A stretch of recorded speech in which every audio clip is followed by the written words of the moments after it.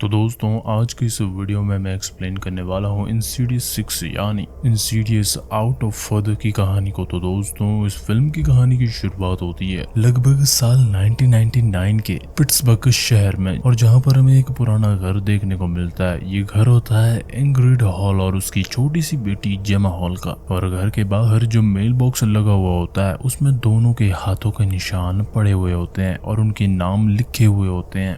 और उस दिन बहुत तेज बारिश हो रही होती है और छोटी जेमा भीगते हुए स्कूल से घर वापस आ रही होती है। और घर में आके वो देखती है कि उसकी माँ इंग्रिड डाइनिंग टेबल पर बैठे बैठे ही सो गई है और फोन पर किसी की आवाज भी आ रही होती है। जेमा फोन वापस रख देती है और घर के सारे काम खुद ही करना शुरू कर देती है, जैसे कि कपड़े धोना, सामान ठीक करना, इस तरह के काम। तो दोस्तों वो एक फ्रोजन रोस्टेड टर्की को ओवन में गर्म करके खुद ही खा जाती है क्योंकि माँ तो नींद में होती है। उसके बाद जेमा अपने रूम में जाके अपनी फेवरेट पिंक टॉर्च को निकाल के होमवर्क करना शुरू कर देती है और एक स्टिकर भी चिपका देती है जिसमें लिखा होता है वेरी गुड वर्क।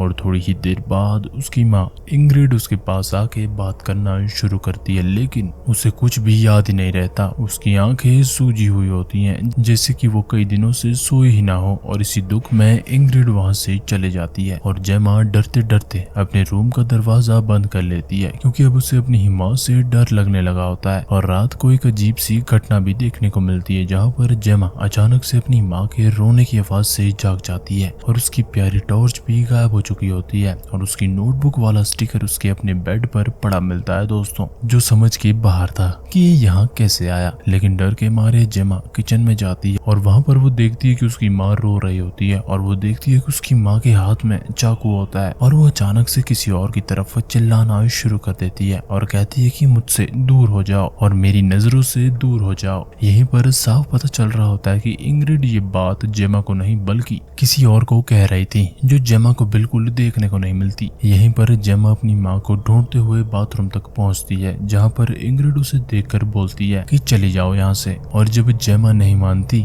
और नहीं जाती तो इंग्रिड कहती है कि ठीक है मुझे मरते हुए देख लो, और वो अपना सर बाथटब की दीवार पर मार मार कर खुद को खत्म कर लेती है दोस्तों। लेकिन इसमें भी एक अनोखी बात होती है क्योंकि कोई अनजान शक्ति जेमा को बाथरूम के बाहर धकेल रही होती है और दरवाजा लॉक कर देती है ताकि वो ये सब ना देख सके। बाहर सिर्फ खून ही खून आने लगता है और छोटी जेमा सदमे में चले जाती है। और अब कहानी सीधी 20 साल आगे चले जाती है जहाँ पर हम अब जेमा को देखते हैं और जेमा अब एक डेंटिस्ट बन चुकी होती है दोस्तों, क्योंकि वो हमेशा से पढ़ाई में तेज थी। वो एक सिंगल मदर होती है और उसकी बेटी का नाम होता है माया हॉल। और एक दिन जेमा माया को स्कूल लेकर आ रही होती है, तभी रास्ते में उनकी पड़ोसी लिज और उसका पेट डॉग उन्हें देखने को मिलते हैं जिसे माया बहुत ज्यादा पसंद भी करती है। और जेमा आज भी उसी पुराने घर में रहती है और मेल बॉक्स पर अभी भी वही पुराने हाथों के निशान भी देखने को मिलते हैं और सिर्फ नया पेंट कर दिया गया होता है, वो भी ऊपर ऊपर से। तभी उनके एक और पड़ोसी कपल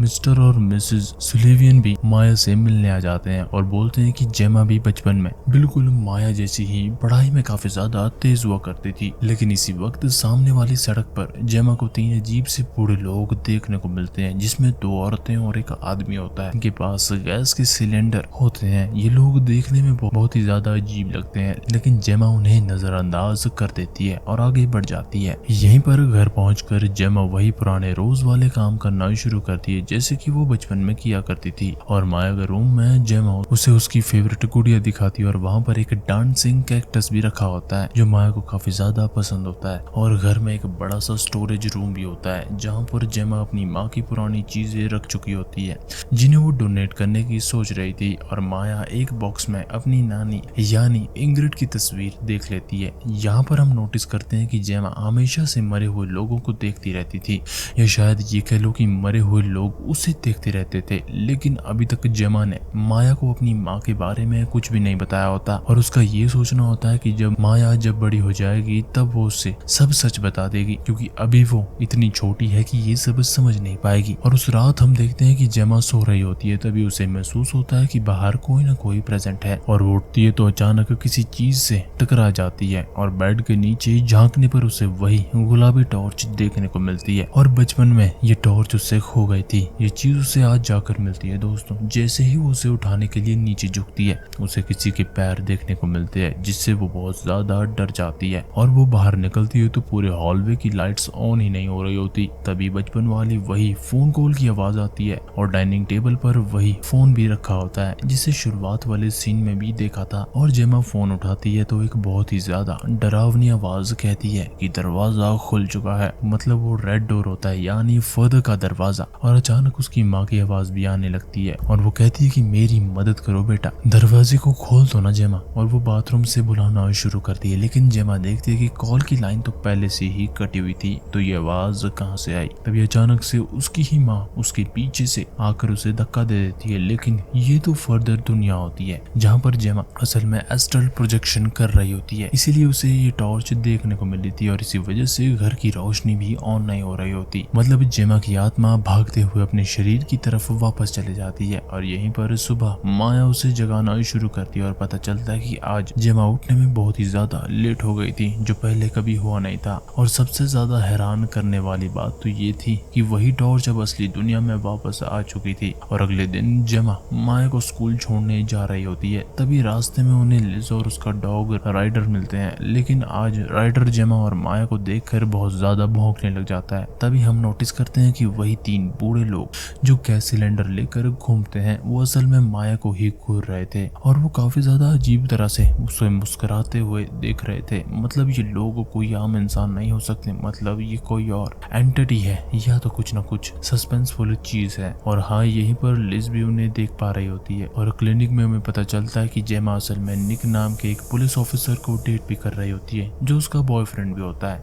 और जेमा उसे बताती है कि आजकल उसके साथ क्या हो रहा है, लेकिन निक कहता है कि घर ही प्रॉब्लम हो सकती है इसीलिए उस घर को बेच दो। लेकिन जेमा का कहना होता है कि वो इस घर को अपने सपनों का घर बनाना चाहती है। अभी तक माया को निक के बारे में पता नहीं था क्योंकि जेमा उसे सही तरीके से इंट्रोड्यूस करवाना चाहती थी। और हम देखते हैं कि रात को जेमा अपने घर पर कुछ काम कर रही होती है और तभी उसे फोटो फ्रेम में वो तस्वीर नहीं मिलती जो उसकी और उसकी बेटी की थी। उसे लगता है कि शायद माया ने ऐसा किया होगा, लेकिन तभी वो फोटो मिल जाती है और उसी वक्त जेमा सोफे पर बैठकर आराम कर रही होती है। तभी अचानक से उसके सामने माया का बनाया हुआ एक सोफा घर देखने को मिलता है। वहीं पर अचानक जेमा को क्लिनिक से मिला हुआ एक दांत वाला गुड्डा उसी सोफे वाले घर से बाहर आते हुए देखने को मिलता है। उसे लगता है कि शायद माया खेल रही होगी, इसीलिए वो उस सोफा हाउस के अंदर घुस जाती है और अंदर आके उसे घना अंधेरा देखने को मिलता है और फोन की रोशनी के सहारे वो आगे बढ़ना शुरू करती है लेकिन वहाँ पर माया मिलती ही नहीं। जेमा खुद हैरान रह जाती है कि इतने छोटे से सोफा घर के अंदर इतनी गहराई कैसे हो सकती है। और अचानक ये जगह एक भूल भुलैया बन जाती है दोस्तों, जहाँ पर उसे वही तीन बूढ़े लोग हाथ बटाते हुए देखने को मिलते हैं और उस पर हमला करने के लिए भागना शुरू करते हैं। और किसी न किसी तरह से वो रास्ते के बीच से निकलकर बाहर आने की कोशिश भी करती है और ये बहुत ही ज्यादा दम घुटने वाला फील लेता है दोस्तों, जैसे सोफे के बीच से आप काट कर बाहर निकलने की कोशिश कर रहे हो। तभी वो बहुत ये कहता है कि वो आ रहा है, वो भी तुम्हारे लिए, और उसके हाथ में एक चीज रख कर चले जाता है जो एक बैज जैसी चीज होती है जिस पर एक कील भी लगी हुई होती है दोस्तों और किसी के नाम के इनिशियल की कार्विंग भी लगी होती है जो C.L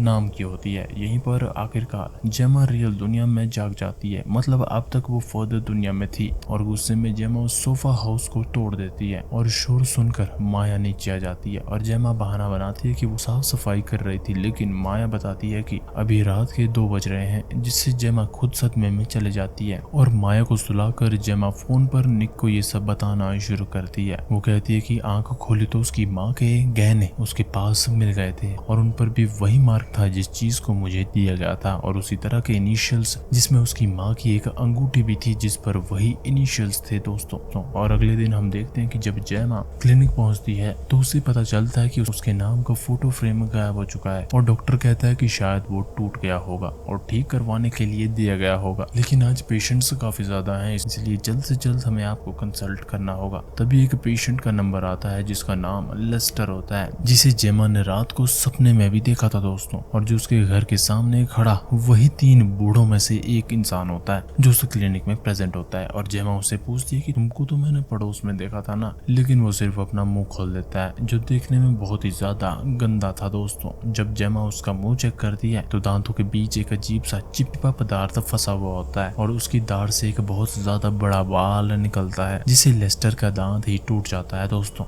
और जेमा एक्सरे करती है तो देखती है कि दांतों दांतों के ऊपर भी दांत है, यानी 2 सेट ऑफ टीथ्स हैं, जो बिल्कुल सच निकलता है। और जब वो उंगली उसकी मुंह में डालती है तो वो उसे काट लेता है। जेमा पीछे हटते हुए एक लाइट से टकरा कर बेहोश हो जाती है और इस तरह वो अचानक फर्दर दुनिया में फिर से पहुंच जाती है, जहाँ पर हर तरफ भूत ही भूत देखने को मिलते हैं। और वहीं पर एक डेंटिस्ट भूत होता है और बाकी सब उसके पेशेंट्स होते हैं, लेकिन एक मेन डीमन भी होता है जिसे सब दूर से देख रहे हो और लोग इस तरह से देखते हैं कि जैसे सब उसके सामने झुके हुए हो। और वो डेंटिस्ट भूत जेमा को ऑपरेटिंग चेयर पर बांध देता है और एक मशीन यानी ड्रिल लेकर ऑपरेट करने के लिए आ रहा होता है, लेकिन तभी एक आंख पर पट्टी बांधे हुए डीमन आकर उसे रोक देता है और उसे ये कहते हुए रोकता है कि उसका काम अभी भी बाकी है। ये डीमन एक खुले मुंह वाले इवल स्पिरिट को चुनता है जो जेमा के पास आने वाला होता है, लेकिन तभी वहां पर एलिजी आ जाती है और ये वही पुरानी इंसीडियस वाली चाची होती है जो हर बार डेड डोर को प्रोटेक्ट कर रही होती है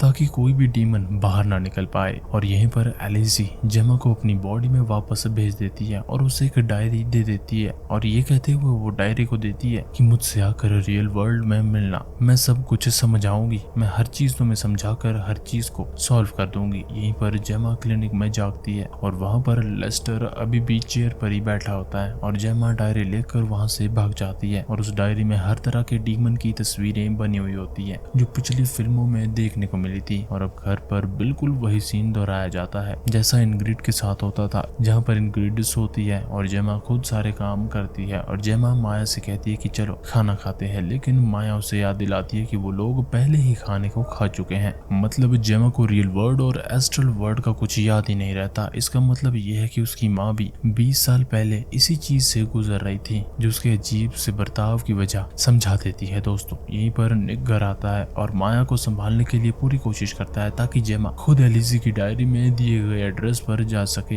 ये एड्रेस एक टैटू शॉप का निकलता है दोस्तों, जहाँ पर क्लैरी नाम की एक लड़की होती है जो पहले से ये जानती थी कि जेमा आएगी। यहीं पर क्लैरी बताती है कि लैम्बर्ट फैमिली की मदद करते हुए एलिजी तो 2011 में ही खत्म हो चुकी थी, लेकिन उसकी आत्मा उसके जरिए सबसे बात करती है। मतलब वो एक मीडियम है इन चीजों को सॉल्व करने का। और क्लैरी ने कांच के सामने पहले से ही उस पट्टी से बंधे हुए डीमन का चेहरा बना कर रखा होता है, क्योंकि एलिजी के जरिए उसे पहले से ही पता चल चुका था कि करना क्या है। और अब प्लान समझाया जाता है जहाँ पर क्लैरी एक हेलमेट जैसा सूट पहनकर हेडफोन्स लगाकर म्यूजिक के जरिए नींद में जाएगी और एस्ट्रल वर्ल्ड में एलिजी से मिलेगी और तभी एलिजी क्लैरी की बॉडी में आकर जेमा से बात करेगी। यहीं पर एक टाइमर भी सेट किया जाता है ताकि जब वो टाइमर बजेगा तब समझ जाएंगे कि वक्त पूरा हो गया है, क्योंकि क्लैरी ज्यादा देर उस दुनिया में नहीं रुक सकती, वरना घोस्ट और इविल स्पिरिट समझ जाएंगे कि वो जीती जागती इंसान है और उसे फंसाने की कोशिश भी करेंगे। यहीं पर अलार्म बजते ही जेमा को क्लैरी को जगाना होता है और अचानक एलिजी क्लैरी के जरिए जेमा से बात करना शुरू करती है। और जब वो बात बताती है और जब वो बातों को शेयर करती है तो वो पूरी फ्रेंचाइजी का सबसे ज्यादा खतरनाक सच रिवील कर देती है, जहाँ पर एलिजी बताती है कि उसने रिसेंटली लैम्बर्ट फैमिली की मदद की, जहाँ पर डेल्टन और उसके परिवार ने रेड डोर को हमेशा के लिए बंद कर दिया था। और एलिजी फर्दर और रेड डोर के बारे में सब बताना शुरू करती है और उसका कहना होता है कि ये सिर्फ सपने नहीं है, बल्कि जेमा एक ट्रैवलर है और उसके पास खास शक्तियां भी होती हैं और वो शैतानों की दुनिया में जा सकती है। और एलिजी का कहना यह होता है कि फर्दर के अंदर सिर्फ एक लाल दरवाजा नहीं बल्कि बहुत सारे लाल दरवाजे हैं और अब एक नया दरवाजा भी खुल चुका है और उस नए दरवाजे के पीछे एक नया डीमन होता है जो जेमा के पीछे पड़ा हुआ होता है। लेकिन दोस्तों बात सिर्फ इतनी नहीं होती, क्योंकि जेमा सिर्फ एक ट्रैवलर नहीं है जैसे डेल्टन था या बाकी लोग थे, वो असल में एक कुरियर वुमन है, यानी वो फर्दर की चीजें रियल वर्ल्ड में और रियल वर्ल्ड की चीजें फर्दर में ले जा सकती है और ला भी सकती है, जिससे ये समझ आता है कि उसकी पिंक टॉर्च कहाँ गई थी और क्यों लेस्टर का दिया हुआ बैज भी उसके पास रियल दुनिया में था। ये एक एग्जाम्पल है। और यहीं पर बात रही 3 बूढ़ों की, तो ये आत्माएं इस दुनिया में आती हैं और ये सब स्पिरिट उस पट्टी से बंधे हुए डीमन के गुलाम होते हैं। ये डीमन जेमा की शक्तियों को जगाने और बढ़ाने का काम कर रहा होता है और जब जब जेमा गुस्से में आती है या इमोशनल होती है तो उसकी शक्तियां बढ़ने लग जाती है और ये डीमन काफी दिन से यही कर रहा होता है और असल में वो सभी डीमंस और स्पिरिट्स को धरती पर लाना चाहता होता है और वो भी जेमा के जरिए, क्योंकि वो एक कुरियर वुमन है। मतलब वो चीजों को रियल लाइफ की चीजों को दूसरी लाइफ में डिलीवर कर सकती है ताकि वो सारे लाल दरवाजों को रोक सके। और फर्दर एक ऐसी जगह है जो आफ्टर लाइफ और धरती के बीचों बीच होती है। ये सुनकर क्लैरी की हालत खराब होने लगी और डीमन और एलिजी ने उसे फ्यूचर दिखाया कि अगर जेमा ने इसको ना रोका तो सब कुछ खत्म हो जाएगा और सिर्फ उसको ही इस डेमन को रोकना पड़ेगा, जिसमें एलिजी उसकी मदद करेगी क्योंकि वो भी एक गेट कीपर है। किसी न किसी तरह से जेमा क्लैरी को वापस जगाती है, जिसकी वजह से वो खुद डरने लग जाती है और उसका कहना था कि उसने इतनी डार्क जगह कभी नहीं देखी थी। यहीं पर जेमा घर लौटकर निक को सब कुछ बताना शुरू करती है और घोस्ट और वो पट्टी से बंधा हुआ डीमन कौन है वो भी बताती है और बताती है कि 3 बूढ़े लोग, लेस्टर और उसके साथ 2 औरतें असल में उसी डीमन के गुलाम होते हैं और वो हर पल उस पर नजर रखते हैं और साथ ही उसे इस दुनिया से ले जाने में मदद भी करते हैं। और एक और इंटरेस्टिंग बात ये होती है कि फेस ब्रेन, ब्लैक वाली दुल्हन, लिपस्टिक फेस डीमन और वो गन शॉट फैमिली, पिछली फिल्मों के सभी घोस्ट, ये सभी इसी पट्टी से बंधे हुए डीमन की बात मान रहे थे दोस्तों, जैसे वो सबका भगवान हो, क्योंकि वो उन्हें रियल दुनिया में आजादी दिलाने वाला था। लेकिन जेमा समझदार थी, उसे पता था कि घर इशू नहीं है, वो खुद एक इशू है, वो जहाँ भी जाएगी वहाँ ये सब होने लगेगा। निक कहता है कि वो जेमा को सपने से जगा देगा ताकि ये सब ना हो और उस रात वो उसके साथ ही सो जाता है। और अब हम देखते हैं कि माया को वो डीमन देखने को मिलता है और वो कैक्टस वाले टॉय के जरिए उससे बात करना शुरू करता है। यहीं पर जेमा जो सोते हुए एस्ट्रल प्रोजेक्शन कर रही होती है, वो देख पाती है कि माया क्या देख रही है और उसे पता चल जाता है कि डीमन उसकी बेटी के पास होता है। और अचानक से जेमा को रेड डोर देखने को मिलता है जो अलमारी के पीछे छुपा हुआ होता है और सब कहते हैं कि इम्तिहान का वक्त आ गया है और दरवाजे को खोलने के लिए भी कहा जाता है ताकि जेमा इस दुनिया में सभी आत्माओं को ले आए। और अचानक जेमा की आंख खुल जाती है और वहाँ एक आत्मा उसके साथ टेलीपोर्ट हो जाती है। जो डीमन ने चुनी थी वो वही खुले मुंह वाली स्पिरिट होती है जिसकी सिर्फ आधी बॉडी ही वहाँ पर आई थी, क्योंकि टेलीपोर्ट होते वक्त ही जेमा आधी नींद में ही उठ गई थी, इसीलिए वो खत्म हो जाती है। तभी माया डरते हुए आती है और कहती है कि डीमन उससे बात करने की कोशिश कर रहा था और शायद उसका असली मकसद कुछ और ही है। माया बताती है कि उसने उन 3 बूढ़ों को सुविलिन के घर पर देखा था और जेमा माया को लेकर वहाँ पर चले जाती है और देखती है कि हाँ,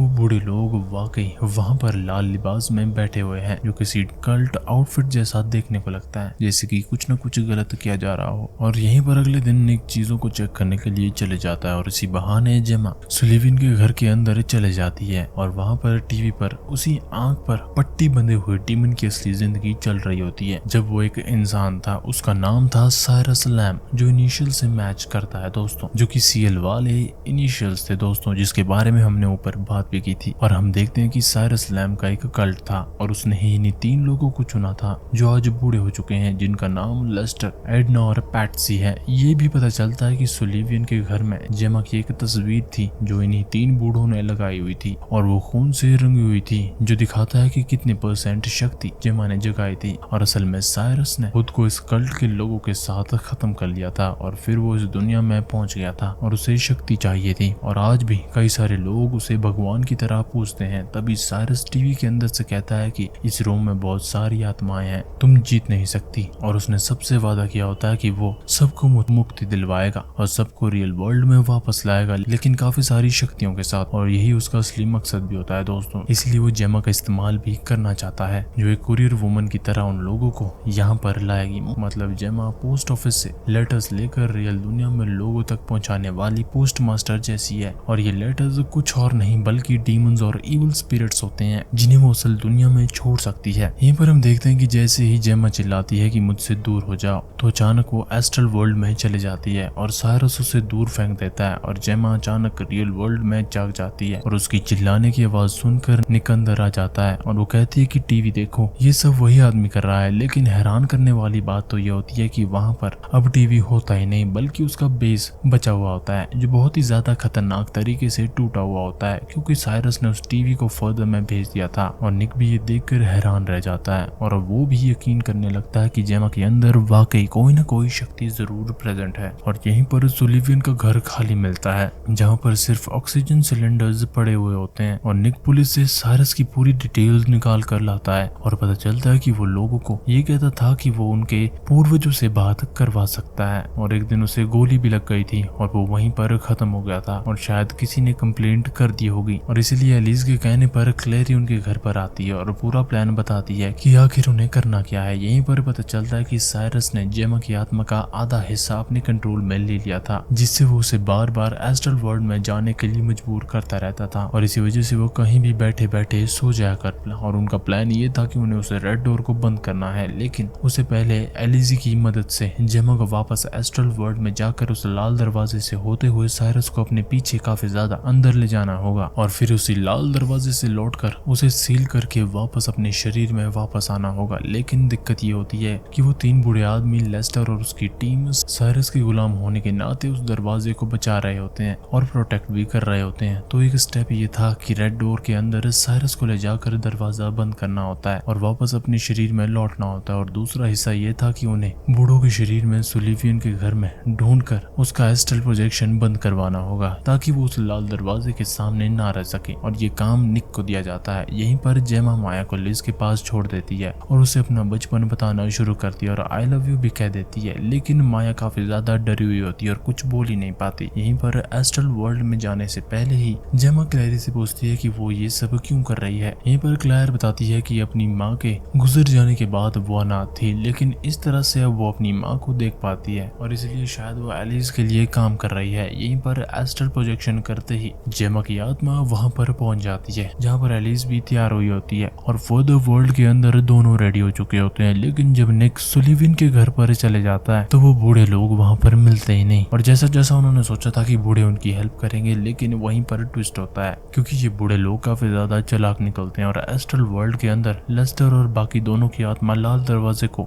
गार्ड कर रही होती है। और ऊपर जाके निक देखता है कि लेस्टर ने सुलिविन कपल को खत्म कर दिया होता है, लेकिन उससे वो बूढ़े कहीं नहीं मिलते। प्लान यहीं पर फेल होने लगता है और अचानक से हमला करके एलिस को दूर ले जाया जाता है। लेकिन निक को फाइनली 2 बुढ़िया मिल जाती है और वो किसी न किसी अलग बंकर के अंदर फर्श पर लेटी हुई होती है और निक उनमें से एक को उठाकर थप्पड़ मारता है, जिससे पहले हमले से जेमा बच जाती है और दूसरी लेडी जेमा पर हमला करने लगती है। लेकिन एलिस उसे बचा लेती है और निक फाइनली टेसर गन से उन बुढ़िया को जगा देता है और अब वहाँ पर सिर्फ एक बूढ़ा बचा हुआ था, यानी लेस्टर। वो देखते हैं कि लेस्टर की आत्मा वहाँ होती ही नहीं, इसीलिए एलिस और जेमा लाल दरवाजे के अंदर जाने लगते हैं क्योंकि उनका प्लान ये था कि उनके पीछे साइरस जरूर आएगा क्योंकि उसे जेमा की जरूरत थी। लेकिन दिक्कत ये थी कि वहाँ पर साइरस नहीं था और अब लाल दरवाजे के अंदर कुछ भी हो सकता है और उन्हें अंदर वही बाथटब वाला रास्ता देखने को मिलता है जहाँ पर जेमा की माँ ने खुद को खत्म कर दिया था और वहाँ पर्दे ही पर्दे मौजूद थे और एलिस और जेमा फर्दर वर्ल्ड के अंदर वापस उसी याद में जाते हैं जहाँ पर मूवी की शुरुआत वाले सीन्स आए थे। मतलब ये सब जेमा की माँ की यादें थी और इंग्रिड खुद को थप्पड़ मार रही होती है और दोनों एलिस और प्रेजेंट में जेमा उन्हें देख रहे होते हैं और अब पता चलता है कि आखिर उस दिन क्या हुआ था। और जब छोटी जेमा वहाँ पर आई थी तो नोटिस होता है कि इंग्रिड काफी ज्यादा रो रही थी और पता चलता है कि 20 साल पहले साइरस जेमा की माँ को पोजेस करना चाहता था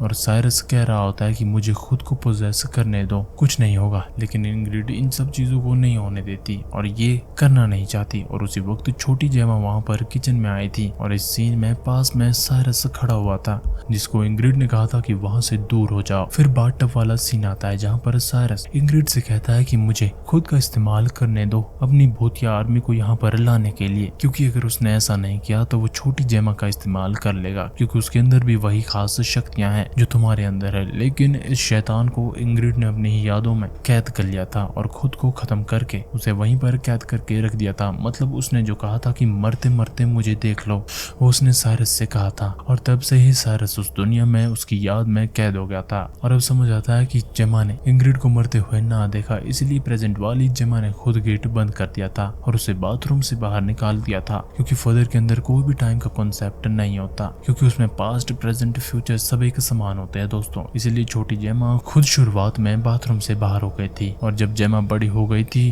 तो बहुत ज्यादा रोती है और उसकी माँ ने उसे हमेशा बचाया था और वो उनसे नफरत करती आई थी। तभी एलिस देखती है कि माहौल बदल रहा होता है और यादों का माहौल भी चेंज हो रहा होता है। मतलब ये डीमन वहाँ पर बहुत कुछ गलत कर रहा था और अचानक से देखने को मिलता है कि वहाँ पर कोई बैठा हुआ था जो असल में जेमा की खुद की माँ ही थी। शायद वो कभी आफ्टर लाइफ में जा ही नहीं पाई और वहीं पर कैद होकर रह गई थी। लेकिन एलिस देखती है कि कुछ तो गड़बड़ है और अचानक माया नजर आती है और उसके पास भी वही खास शक्ति थी। मतलब ये सब पहले से प्लान था और साइरस को आजाद करने वाली जेमा नहीं बल्कि माया हो गई और माया ने अनजाने में गेट खोल लिया था। इसलिए जेमा के साथ ये सब जानबूझकर हुआ था ताकि माया उससे दूर हो जाए और उसे नफरत करने लगे क्योंकि जब भी यहाँ पर इमोशंस होते हैं तो इनकी शक्तियां ज्यादा बढ़ जाती है दोस्तों। और साइरस को पता चलता है कि एलिस मदद करने आएगी, इसलिए उनके प्लान से आगे उसने एक और प्लान बनाया होता है जहाँ पर माया हमेशा से रियल टारगेट थी क्योंकि वो उनके लिए बहुत ही ज्यादा इजी टारगेट थी। जेमा तो बस एक डिस्ट्रैक्शन थी क्योंकि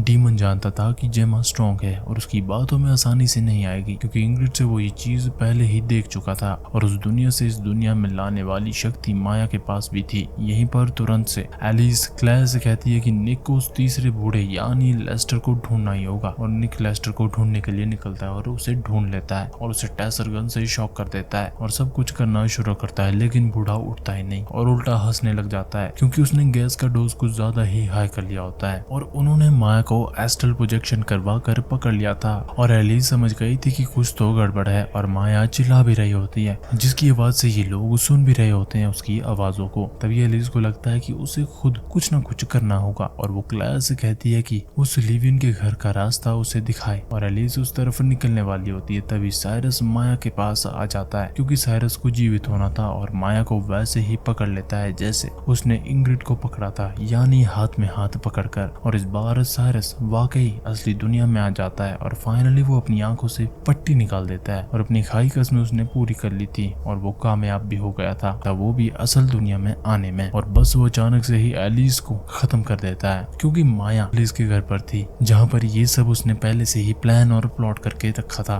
ताकि एलिस और जेमा फर्दर में चले जाए और वो आसानी से सब कुछ काम कर ले। ये सब बूढ़े लोग सिर्फ डिकॉय थे दोस्तों। और दूसरी तरफ माया लिज के डॉग राइडर को लेकर कपबोर्ड में छुप जाती है और माया और लिज की आवाज सुनकर निक अंदर आता है और इस डीमन यानी साइरस पर गोलियां चलाना शुरू करता है, लेकिन उसे कुछ होता ही नहीं और उल्टा वो निक को एक झटके में दूर फेंक देता है, जिसकी वजह से निक बाहर जाकर अपनी गाड़ी से टकराकर वहीं पर बेहोश हो जाता है। और अब साइरस अचानक से कुत्ते की जगह माया की गोद में लेटा हुआ था और अब वो एक एक करके सबको वापस लाएगा और माया की मदद से हर चीज को वापस हासिल करेगा। और सबसे पहले वहां पर ब्लैक वाली दुल्हन आती है, लेकिन साइरस उसे कंट्रोल कर लेता है, क्योंकि वो माया को नुकसान पहुंचाने वाला था, मतलब पार्कर क्रेन। लेकिन साइरस उसे रोक लेता है और साइरस बार बार ऐसा कर रहा था, वो भी माया के साथ, और पहले उसे फर्दर वर्ल्ड में भेजता है और कोई ना कोई स्पिरिट उसके साथ ही इस दुनिया में आ जाती है। और बेचारी बच्ची की आंखों से खून के आंसू गिर रहे होते हैं, क्योंकि वो ज्यादा देर तक टिकने वाली नहीं होती। और क्लेयर के यहाँ भी बहुत सारे भूत उसे नजर आ रहे होते हैं और हम क्लेयर का सीन देखते हैं तो उसके सामने भी काफी सारे भूत नजर आ रहे होते हैं और वो लगातार जेमा को उठाने की कोशिश कर रहे होते हैं। और अब यहाँ एलिस का प्लान अलग हो जाता है, क्योंकि एलिस अब उस तीसरे बूढ़े को उठाने वाली थी और जेमा को अपने शरीर में वापस जाकर माया को सेव करना पड़ेगा। और क्लेयर भी सदमे में आ जाती है। यहीं पर हमें काफी ज्यादा कंफ्यूजन भी क्रिएट हो जाती है और एलिस कहती है कि जेमा ही सब कर सकती है और उसी के पास सारी शक्तियां हैं और उसे सबको छोड़कर आना ही पड़ेगा, यानी वो सभी भूत प्रेतों को वहीं पर वापस ले जा सकती है। और एलिस कहती है कि वो इंग्रिड को सही जगह पर वापस भेज देगी और जेमा टेंशन ना ले। यहीं पर अब फर्दर वर्ल्ड में सुलिवन के घर पर एलिस पहुंच चुकी होती है, जहां पर सुलिवन की आत्मा बताती है कि तीसरा बूढ़ा लेस्टर कहाँ है। और जेमा किसी न किसी तरह से अपने शरीर में जाकर नीचे आती है, जहां पर सारे शैतान और स्पिरिट्स उसे खत्म करने के लिए आ रहे होते हैं। ये स्पिरिट्स जो भी थी वो इंसानी खाना और बाकी चीजों से मजे भी लूट रही होती है, क्योंकि इन्हें ये सब चाहिए था और इनकी इच्छा भी यही थी। और जेमा बस माया के लिए चिल्लाना शुरू करती है, लेकिन तभी साइरस सबको रोकते हुए बोलता है कि जेमा को उसके पास लेकर आओ। लेकिन तब एलिस फाइनली उस बूढ़े को ढूंढ लेती है और उससे ऐसा फील करवाती है कि जैसे वो फर्दर में नहीं बल्कि रियल दुनिया में आ चुका है और उसे उठाना और उसे उठना होगा। और अब हम सीन देखते हैं कि यहाँ पर सारी इंसीडियस टाइमलाइंस मिल जाती है, जहाँ पर सभी प्रीवियस पार्ट्स के घोस्ट और डीमंस वहाँ पर थे और साइरस माया का इस्तेमाल आखिरी वक्त तक करना चाहता था जब तक वो खत्म ना हो जाए। लेकिन तभी एलिस ने बूढ़े के शरीर पर कब्जा करके माया को बचा लिया और साइरस उसे कहता है कि ये क्या कर रही हो। तो वो मिरर में बूढ़े के अंदर एलिस की झलक देख लेता है, जो ये कह रही होती है कि मैं तो यही करती हूँ और उस दुनिया को गार्ड करके सबकी मदद भी करती हूँ। यहीं पर एलिस अपना काम कर देती है और गेट बंद होने से पहले ही निक गेट खोलकर माया को घर से बाहर ले जाता है और बस जेमा अपने घर के अंदर रहती है। और लेस्टर अब एलिस की चालाकी देखकर उसकी तरफ भागना शुरू करता है, लेकिन अब एलिस सामने से हट जाती है, जिसकी वजह से लेस्टर असल दुनिया में भाग जाता है, क्योंकि वो अपने शरीर में वापस लौट आया था। मतलब जो ट्रिक ये डीमंस और सारी स्पिरिट इंसानों के इस्तेमाल के लिए करते थे, वही चीज यहाँ पर एलिस ने भी इस्तेमाल कर ली थी। और अब साइरस बहुत ही ज्यादा गुस्से में आकर इन तीनों बूढ़ों को खत्म कर देता है, क्योंकि उनसे एक छोटा सा काम नहीं हुआ था। और एलिस बहुत ज्यादा खुश हो जाती है, लेकिन हैरान करने वाली बात तो ये थी कि वहाँ पर कई तरह के डीमंस भी मौजूद थे। लेकिन अब जेमा के पास एक प्लान था, क्योंकि एलिस ने उसे कहा था कि वही इसको रोक सकती है और उसके अंदर उसकी माँ से ज्यादा शक्ति है। यहीं पर साइरस अब उसके गले में नाखून गाड़ रहा होता है, लेकिन माया वहाँ पर आ जाती है और अपनी माँ को बचाने के लिए वो वहाँ पर आती है और जेमा उसे दूर कर देती है। और हम देख पाते हैं कि सारी आत्माएं इस घर से बाहर तबाही मचाने के लिए निकलने वाली होती है। लेकिन अब जेमा फाइनली अपनी बेटी को गुड बाय कहती है और वो बस साइरस को वापस से फर्दर में ले जाती है। लेकिन सिर्फ साइरस को नहीं बल्कि पूरे घर, उसकी सारी आत्माओं को, डीमंस को उस दुनिया में ले जाती है और उसने इनका सारा प्लान फेल कर दिया होता है। और अब सारी की सारी आत्माएं जो यहाँ पर आई थी अब वापस चली जाती हैं और बहुत ही ज्यादा खुश हो जाती हैं। उन्हें लगता है कि वो असल दुनिया से बाहर आ गए हैं, लेकिन उन्हें शौक लगता है जब वो देखते हैं कि वो तो उसी दुनिया में वापस आ गए थे जिस दुनिया से उन्हें निकाला गया था, यानी फर्दर के अंदर। और जेमा ने एस्ट्रल प्रोजेक्शन करके सबको वापस फर्दर में फेंक दिया था और साइरस बहुत ज्यादा गुस्से में था। लेकिन जेमा उसे याद दिलवाती है कि उसने सबसे वादा किया था, लेकिन वो वादा पूरा नहीं कर पाया। और बस अब गुस्से में सारी आत्माएं साइरस को पकड़ लेती है और उस पर हमला करने लगती है और उससे बुरी तरह से काट भी लेती है क्योंकि वो अपना वादा पूरी तरह से नहीं निभा पाया था।